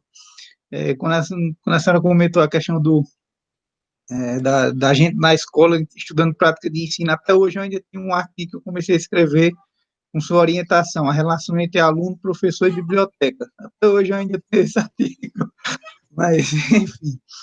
Eu só era um ponto em relação a essa pergunta, eu não lembro, Daniel, como é o nome do aluno que fez a pergunta. José Silva. José Silva, uma pergunta bem pertinente e de certa forma, é necessário que discutamos sobre isso. E tem 3 pontos que eu acho que é bem básico e que incomoda muito, por isso que talvez Paulo Freire seja muito questionado. E nesse sentido é bom que seja, para que mostre a sua força. Porque Paulo Freire defende justamente os preceitos de que ensinar exige criticidade, de que ensinar exige do aluno a apreensão da realidade. E Paulo Freire também exige que ensinar é também reconhecer que a educação é ideológica. Sendo assim, se incomoda essas visões que se fazem ou se tentam, através de uma retórica, dizer que não tem parcialidade, de tentar naturalizar um estamento social, então isso vai incomodar. A gente estava recentemente numa discussão com o professor Jailson Pereira, lá da UFC, a gente estava numa discussão recente no grupo da gente de pesquisa sobre ditadura, e o professor Jailson Pereira disse uma coisa que é muito pertinente, e que vai de encontro ao que a gente está vendo hoje. Primeiro que a gente tem que dar nome aos bois. A gente incomoda aqui aos mais conservadores, a uma direita neoliberal desconstrutora de todo o patrimônio público, sobretudo entreguista em relação ao patrimônio nacional. Então, Paulo Freire vai incomodar essas figuras reacionárias e conservadoras e tem que incomodar, e fico feliz que ele incomode. Até porque o professor Jair Pereira dizia o seguinte: se tem uma coisa que essa elite conservadora e grande parte da direita no Brasil, e ele até acrescentou em boa parte do mundo tem, é que eles têm vergonha do seu próprio passado. Então, eles não têm capacidade de reconhecer suas próprias falhas, seus próprios ataques ao bom senso e à humanidade como um todo, e no caso do Brasil, seus interesses financeiros, seus interesses classistas, sobretudo elitistas, acima de tudo. Então, como essas pessoas têm vergonha das suas próprias ações e do seu próprio passado, preferem atacar quem coloca o dedo na ferida, como a professora Michele bem colocou. Então, era só esse comentário que eu acabei lembrando na hora, que o professor já tinha feito essa alusão e veio na hora até Daniel Rio. Daniel disse, Jéssica, ficava falar alguma coisa, porque de fato eu lembrei na hora e deu uma risada. Mas era só isso mesmo. Ok, Jefferson, vamos prosseguir aqui. Nós temos aqui algumas considerações, né? O Roberval Pedro, aluno nosso do 5º período, ele parabeniza Michele e Iago, né, coloca que é uma tarde muito enriquecedora em termos de conhecimento e diz que está com saudade Michele Rainha, né? Nós temos aqui também a nossa aluna do curso de Pedagogia, a Moseli Grego. Minha consideração não é propriamente uma indagação, mas o fato de mencionar admiração e respeito pelas ponderações de Michele e de Iago, que trouxeram excelentes complementações, né? Temos aqui uma pergunta do aluno Adrialisson. E eu colocaria essa pergunta para a professora Michele, né? Ele não colocou para nenhum dos dois especificadamente, eu colocaria para Michele. De onde vem o conhecimento de acordo com Paulo Freire? Ou seja, para Paulo Freire, qual seria a origem do conhecimento para as pessoas? Como as pessoas chegariam ao conhecimento?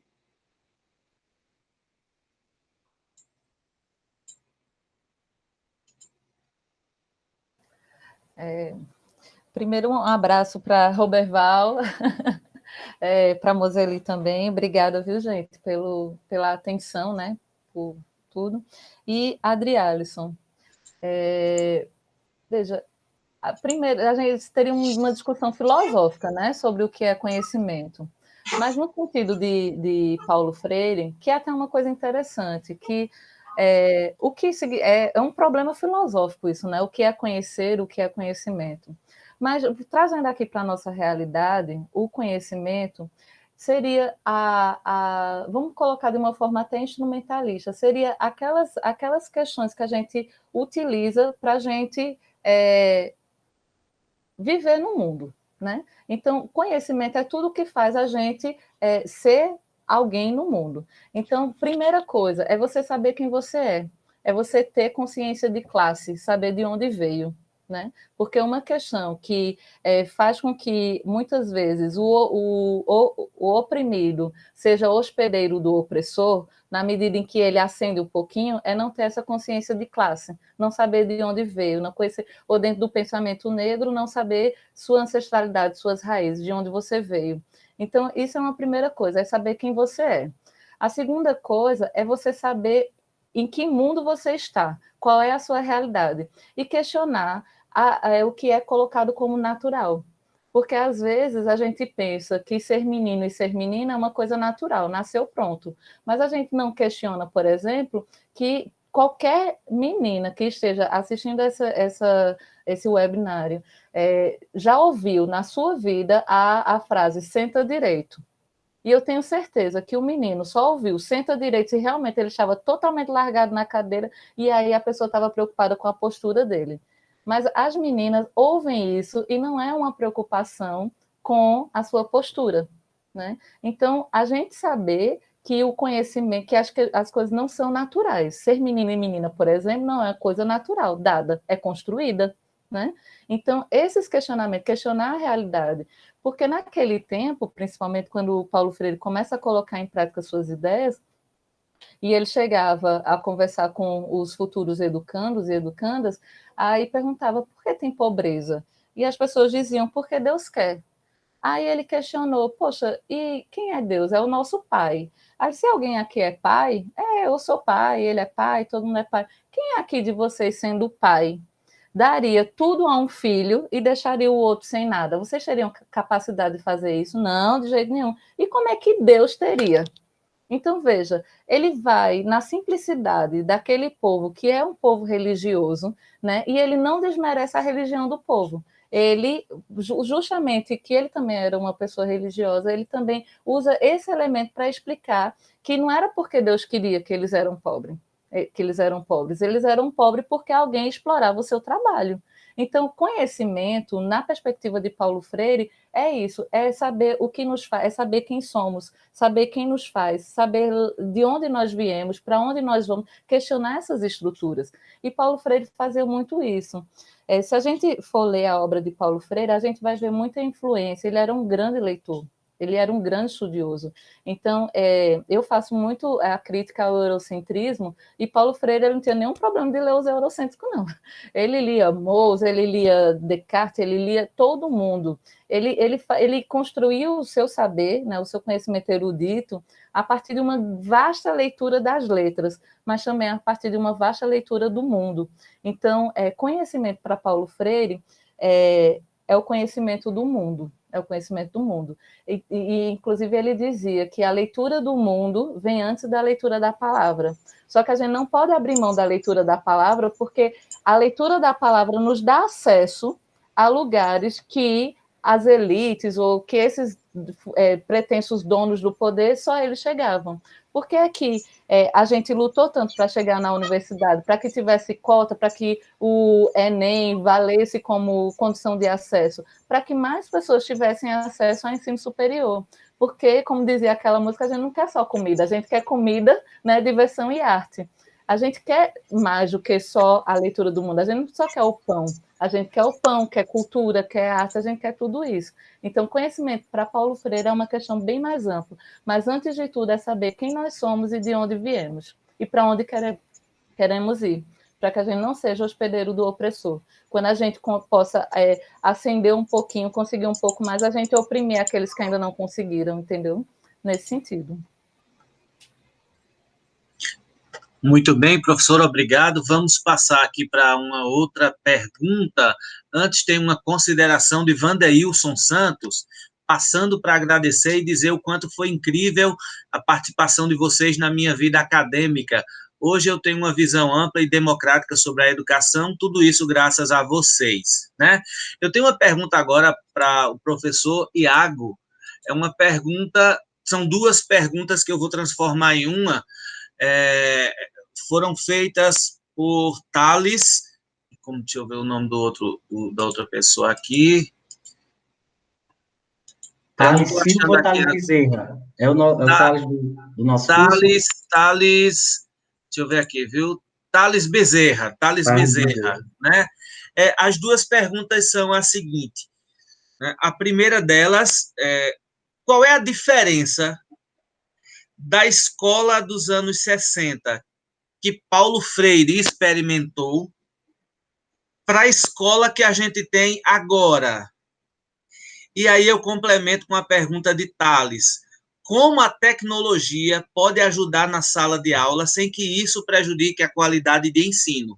Repetindo, qual a diferença entre a escola dos anos 60, que Paulo Freire experimentou, e a escola de agora, e como a tecnologia pode ajudar na sala de aula sem que isso prejudique a qualidade de ensino, professor Iago? Boa. Perguntão, hein, Daniel? Perguntão, mas vamos lá. Começando por essa, né, qual seria a diferença da escola da década de 60 para a escola dos dias atuais, né, a diferença entre a escola que Paulo Freire vivenciou e a que nós temos? Tu só me lembra o nome do primeiro, Daniel? Da primeira pergunta foi... Eu estou procurando aqui, já eu digo, já eu anoto no chat. Então, ok. Tentando responder esse primeiro questionamento. Vejam, se eu dissesse que a escola que Paulo Freire entendeu, né, Edson, ok, Daniel, valeu. Se eu dissesse, Edson, que a escola que Paulo Freire vivenciou, que ele buscou compreender na década de 60, ainda é a escola do século XXI, eu estaria sendo anacrônico e também estaria ferindo de morte a ideia da especificidade histórica, né? Cada tempo comporta a sua temporalidade e, sobretudo, a sua especificidade, tá? Mas o que é que une ainda, por exemplo, eu queria pensar dessa maneira, a escola da década de 60 e a escola do século XXI, a escola dos anos 2000? Há um elemento estruturante, e é preciso que a gente pontue isso. Apesar de pensarmos que existem especificidades para a década de 60, claro, e para os dias atuais, existe um elemento estrutural que ainda não foi transformado em nossa sociedade, apesar de termos avançado algumas décadas, né, e, claro, termos avançado em alguns pontos, como, por exemplo, no tocante à alfabetização, à evasão escolar e à inclusão, e não só o acesso, mas a permanência dos nossos alunos e alunas brasileiros e brasileiras no sistema educativo. Claro que a gente teve pontos positivos e tivemos uma evolução nessas questões, por exemplo. Eu, pelo menos, gostaria de me atentar, Edson, ao que eu percebo ainda como estrutural, como aquilo que, mesmo o tempo passando, não foi alterado, porque faz parte da nossa construção histórica, pautada, sobretudo, no sistema escravocrata, que é exatamente essa forma de pensar educação desassociada de uma maneira democrática de aprender, viver e ensinar. Então, a escola que Paulo Freire vivencia em 60 e a escola que nós temos hoje, embora avançando em alguns pontos, me parecem ainda ligadas por esse autoritarismo que nos constituiu e que nos constitui. E que não será rompido em 40, 50 anos, porque também é uma questão de mentalidade. E isso me faz lembrar dos estudos do grande historiador medieval Jacques Legoff, né? Legoff, ele dizia que de todas as estruturas de uma determinada sociedade, a que mais leva tempo para que ela possa se alterar é exatamente a estrutura mental. Ou seja, é aquilo que compõe o imaginário de uma sociedade. A gente consegue mudar com mais rapidez por meio da estrutura econômica, da estrutura educativa, da estrutura social, mas a mentalidade ela ainda é a mais lenta a ser alterada. E partindo do pressuposto de que a gente vem de uma formação extremamente autoritária, que negou o diálogo, que segregou as gentes, que permitiu com que o outro, que não era enquadrado dentro do que era permitido, no caso me refiro aos escravizados, conseguissem, e isso Michele pode falar depois com muito mais propriedade, nos transformar em uma sociedade que teve desde sempre uma grande dificuldade em compreender o sentido da inclusão, o sentido da transformação social, porque estamos pautados na escravidão. Então, a escola de 60 que Paulo Freire vivencia, me parece ainda permanecer atualmente no sentido do autoritarismo, no sentido da não pluralidade, do ainda não conseguir entender que o Brasil não cabe em simples reducionismos, no sentido de pensar que todos estão no mesmo patamar, que todos estão dentro de uma mesma formação, quando na verdade não estão. Então, essa escola me parece ainda muito excludente, essa escola ainda me parece muito fechada, essa escola me parece muito a escola dos interesses dominantes da década de 60. Essa escola ainda me parece muito a escola que não está aberta ao diálogo, nem muito menos à democracia, como aquelas que Paulo Freire experimenta na década de 60. Ressalto as particularidades dos tempos históricos e também os avanços, por exemplo, nisso que falei, nesses indicadores, que são avanços consideráveis, sobretudo nas duas últimas décadas, quando nós pensamos e passamos a ter uma amplitude extraordinária no acesso e na permanência do ensino, e eu falo sempre acesso e permanência porque não basta apenas inserir, mas garantir condições para a permanência desse aluno em todo o processo de educação básica. E não só na básica, a discussão se amplia para até depois da pós-graduação. É direito do brasileiro, da brasileira, ter acesso à pós-graduação, porque muitas vezes, quando a gente pensa em acesso e permanência, a gente só quer reduzir isso à educação básica, quando, na verdade, o ensino superior é também direito do brasileiro e da brasileira, sobretudo nesse sistema federativo que nós vivemos, que mantém as nossas universidades públicas com impostos que nós pagamos. Então, é direito o acesso ao ensino superior e à pós-graduação. Então, penso nesses avanços, claro, mas no elemento estruturante, Edson, não consigo perceber uma alteração profunda na estrutura, porque essa escola do século XXI, dos anos 2000, também tem formado ainda, e inclusive orientada por muitos professores e professoras que não creem na democracia. Daí nós temos um Brasil que, em 2018, elege um projeto de ditador, para ser presidente da República. Então, essa escola, na medida que avança, ela também se permanece autoritária, excludente, e não dialogando bem com as demandas desse período. E, tentando responder o que Thales Bezerra pergunta, né, como é que a gente mantém a tecnologia sem perder a qualidade. O que eu costumo pensar, Thales, é que tecnologia não é sinônimo da não qualidade. Pelo contrário, nós podemos utilizar a tecnologia dentro de um processo formativo qualitativo. Nós podemos utilizá-las para nos ajudar. A preocupação se dá quando nós queremos transferir, né, a responsabilidade do diálogo, a responsabilidade da interação, da construção dialogal que a gente exerce por meio da docência, e a gente quer transferir isso para ferramentas puramente tecnológicas e digitais, cujo o fio condutor não é a relação, não é a troca. Isso me lembra o filósofo espanhol Fernando Savater, quando ele pensava exatamente de que não existe humanização na solidão, né? A gente nasce, a humanidade precisa ser extraída de nós. Ela não se dá a priori, né? A humanidade, ela só se dá por meio do contato e do contágio com o outro.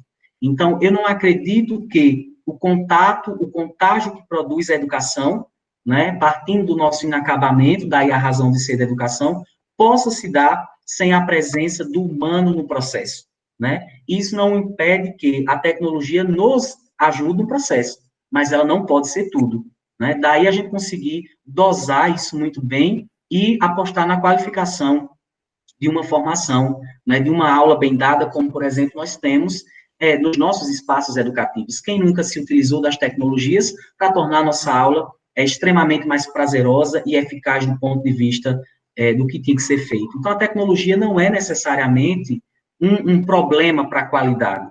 O problema é que ela não pode ser dada apenas como quer o neoliberalismo, porque aí é ideologia pura, né? É uma nova forma de dominação ideológica por meio da ferramenta que anula o diálogo, a construção crítica que se dá por meio do ato educativo. Então, nesse sentido, eu me faço contrário, né? Tecnologia como sinônimo de neoliberalismo, não dá, mas tecnologia como suporte para o aprendizado e para o ensino, excelente. E isso se encaixa no processo muito bem.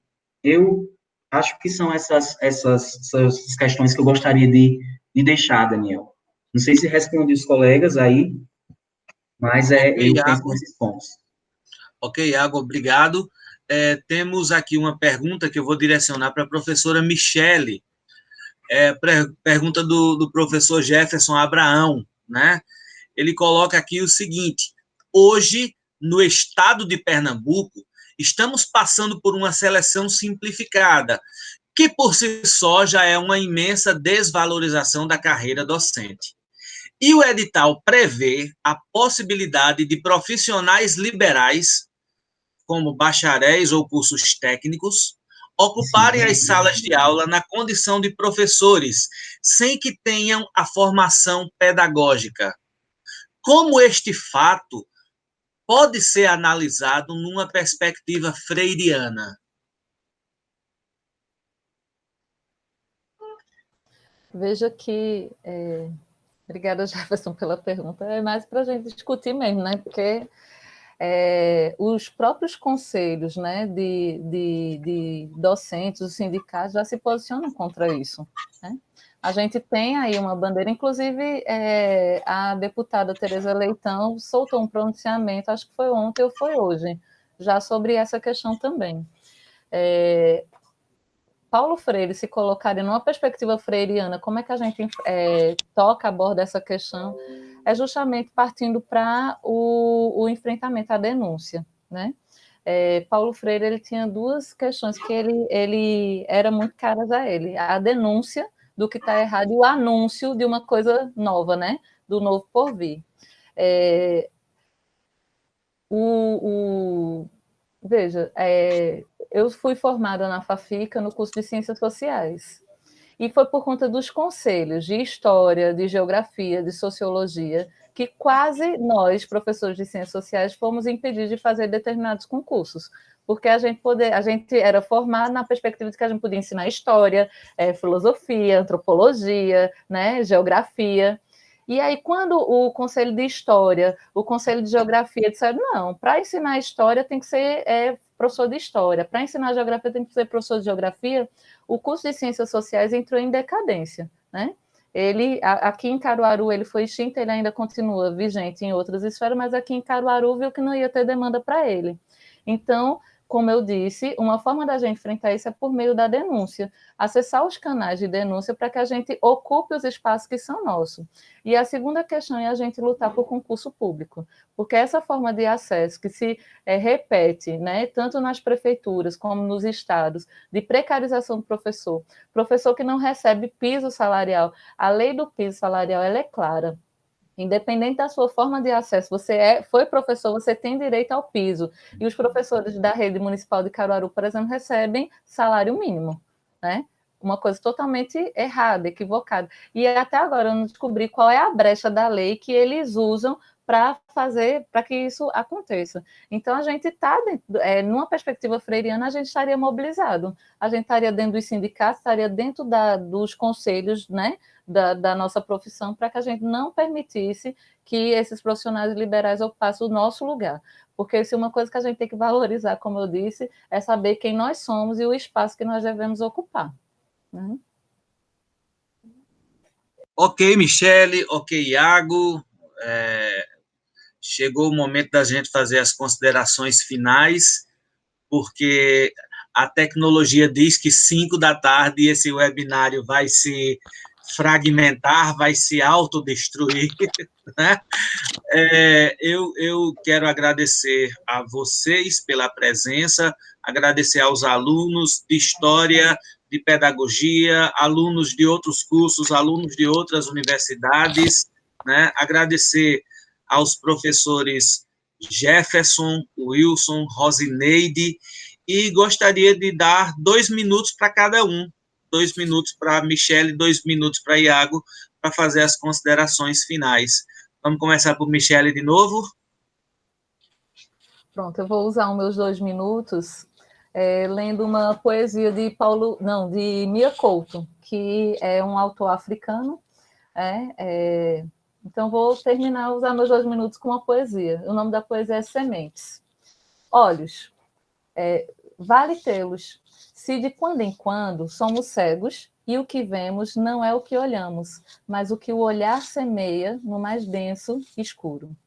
Vida, vale vivê-la, se de quando em quando morremos e o que vivemos não é o que a vida nos dá, nem o que dela colhemos, mas o que semeamos em pleno deserto. Então, Mia Couto, eu acredito que ele tem uma perspectiva freiriana nesse sentido, porque ele fala que mais importante do que a gente ter olhos para ver na escuridão, ou viver a vida, ou viver da vida o que ela nos dá, o que a gente colher alguma coisa da vida, não. O mais importante é a gente semear, né? Principalmente no deserto que a gente está atravessando. A gente está vivendo um período de pandemia, um processo de crise, a gente ainda está com muitas incertezas, então vale a pena a gente plantar boas sementes, né? Para que a gente possa, desse deserto, colher bons frutos. E agradecer muito a SES, nas pessoas do professor Iago, do professor Daniel, professor Wilson, da professora Rosineide, né? Essa participação e essa possibilidade de encontro virtual com essas pessoas tão queridas como o Vandeilson e todos que participaram nesse momento. Então, muito obrigada. Vamos semear. Professor Iago? À vontade, companheiro. Eu faço das palavras de Michele, né, também as minhas palavras, no sentido de dizer que fico muito feliz, né, de, num momento como esse, a gente poder se reunir aqui e fazer essa discussão tão importante ainda nesses dias atuais. Numa pedagogia que tem atravessado décadas e que tem muito a nos ensinar, muito a nos ensinar. E eu gostaria de terminar, assim como Michele, lendo aquilo que está nas últimas linhas da pedagogia do oprimido. Né? Eu gosto muito do modo como Paulo Freire termina a pedagogia do oprimido. Alguém que sabia da importância dessa obra, mas também tinha a ciência e a humildade de pensar, possa ser que nada disso fique, né? Possa ser que nada disso sirva para ninguém, mas se nada do que foi dito prestar, ele diz isso, né? Se nada ficar destas páginas, algo, pelo menos, esperamos que permaneça. Nossa confiança no povo, nossa fé nos homens e na criação de um mundo em que seja menos difícil amar. Né? Então, era isso. se nada das páginas da pedagogia do oprimido ficasse pelo menos um mundo que fosse menos difícil amar.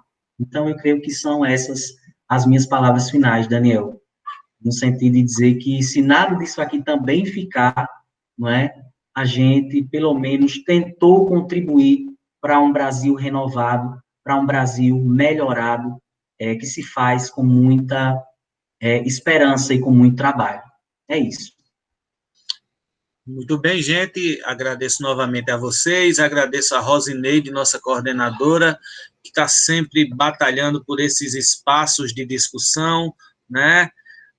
Agradeço a Jefferson mais uma vez, e vamos ler Paulo Freire, porque a gente precisa de uma educação que transforme positivamente as pessoas, uma educação que visualize os seres humanos antes de todas as coisas que são os seres humanos que criam, principalmente a economia. Não há economia se não houver pessoas. Um abraço a todos, gente. Até um próximo momento.